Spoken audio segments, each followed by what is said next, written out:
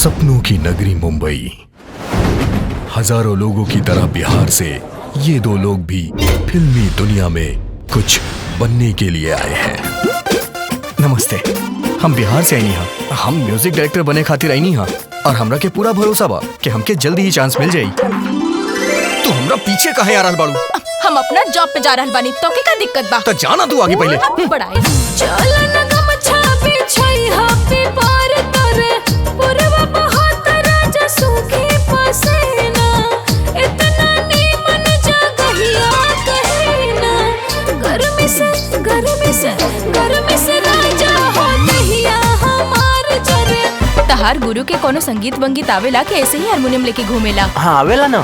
सर एगो मौका दे दी, ऐसा गाना सुनाई कि बच्चा बच्चा झूम उठे।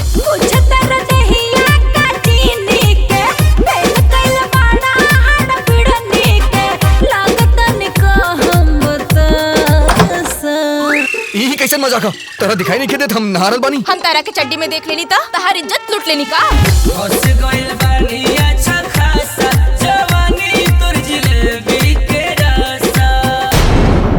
मान लेनी कि हम गरीब हैं, मुरली मनोहर बिहार वाला के कोनो सम्मान बा, घराना बा, परंपरा बा।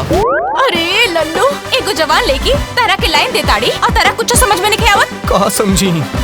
अरे तो के हमरा के प्यार करे के मन नहीं की करत? का करे की? कागताया का सवाल धरती पे उतरल बातें होई जान हमार ले ही जान, ए हमार ले ही जान, हाय हाय हाय चपकौआ सामान हमार ले ही जान। लव कैले बड़ा केकरो से जिंदगी में कबो? ना। ताका घंटा लव सॉन्ग बना पाइबा, जिंदगी भर ई हारमोनियम बजाते रह जाइबा। उनके आँख में हमरा खातिर अटूट प्यार झलकता, लेकिन पता ना वो काहे ना कहता। धक धक जिया कर पिया हो मुस्काला ऐसा केकरो में खोबी दिखनी ना हम कोनो गैर थोड़े ना बनी। देखा गुरु तहार बड़ भाई जैसन बा, त हम तहार भाभी जैसन बानी। 24 कैरेट सोना,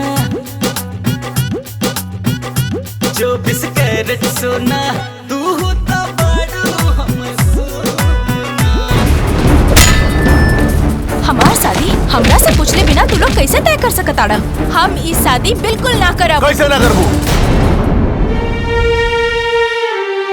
हम तहरा से प्यार करेनी और हमरा के पता बा कि तू भी हमरा से प्यार करेला। हम ना था। मोहब्बत ना रोके के हो के रुकला से मोहब्बत तोहार घर वालन के हमनी के प्यार मंजूर ना हुई तो के अपन दुख के सिवा कुछ ना दे पाई। हमने में बस वो अपन तकलीफ केहू से ना कहले।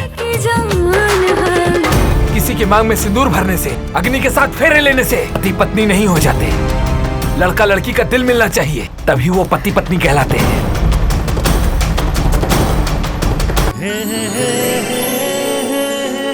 मैं तुम्हारे सर की कसम खा के कहता हूँ दिव्या कि तुम्हारा मुरली मोहन जहाँ कहीं भी होगा मैं उसे ढूंढ कर लाऊंगा।